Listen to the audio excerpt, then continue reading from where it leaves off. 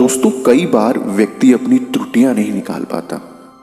ऐसी स्थिति में उसे ऐसे व्यक्ति की सहायता लेनी चाहिए जो वास्तविक रूप से उसकी त्रुटियां निकाल सके और उसे उन्हें सुधारने का दिशा निर्देश दे सके। जी हाँ दोस्तों, आज की हमारी कहानी गलतियां सुधार कर ही कर सकते हैं प्रगति इसी भावना पर आधारित है। इससे पहले कि आप सभी इस कहानी में खो जाएं, आप सभी से निवेदन है कि कहानियों का ढाबा चैनल को सब्सक्राइब करें, वीडियो को लाइक करें। तो चलिए बिना समय को गवाए इस कहानी को शुरू करते हैं। दोस्तों, एक बार की बात है, एक शिल्पकार था। जब भी वह कोई मूर्ति बनाता तो स्वयं ही उसकी कमियां ढूंढता और फिर वैसे ही दूसरी मूर्ति बनाता जिसमें वे कमियां नहीं होती। वह पहली मूर्ति को नष्ट कर देता और दूसरी मूर्ति को ही बाजार में बेचता था। अब एक बार की बात है, उसने एक बेहद सुंदर मूर्ति बनाई। जब उसने देखा कि इस मूर्ति में कोई कमी नहीं है तो वह आश्चर्यचकित हुआ।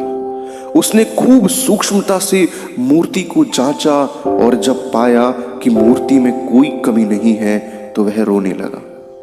उसके रोने की आवाज उसके पड़ोस में रहने वाले दूसरे शिल्पकार ने सुनी।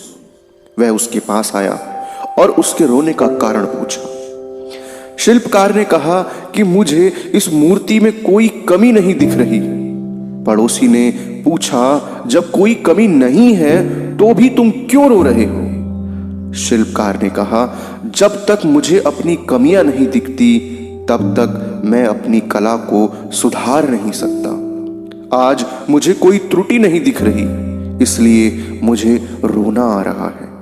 यदि तुम मेरी इस मूर्ति में कोई कमी निकाल दो तो मैं तुम्हारा आभारी रहूंगा। पड़ोसी ने ध्यान से मूर्ति को देखा और मूर्ति की नाक, कमर व पैरों की उंगलियों में कुछ त्रुटियां निकाली। अपनी मूर्ति की त्रुटियां जानकर शिल्पकार बहुत प्रसन्न हुआ और समझ गया कि कई बार हम स्वयं अपनी त्रुटियां नहीं निकाल पाते, जबकि दूसरे व्यक्ति उसे देख लेते हैं।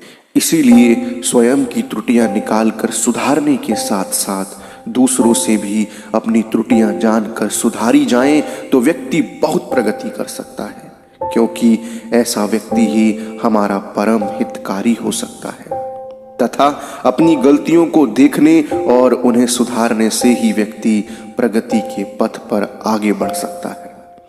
तो दोस्तों, इस प्यारी सी छोटी सी कहानी में इतना ही। अगर यह कहानी आप सभी को अच्छी लगी तो प्लीज़ कहानियों का ढाबा चैनल को सब्सक्राइब कीजिएगा, वीडियो को लाइक कीजिएगा।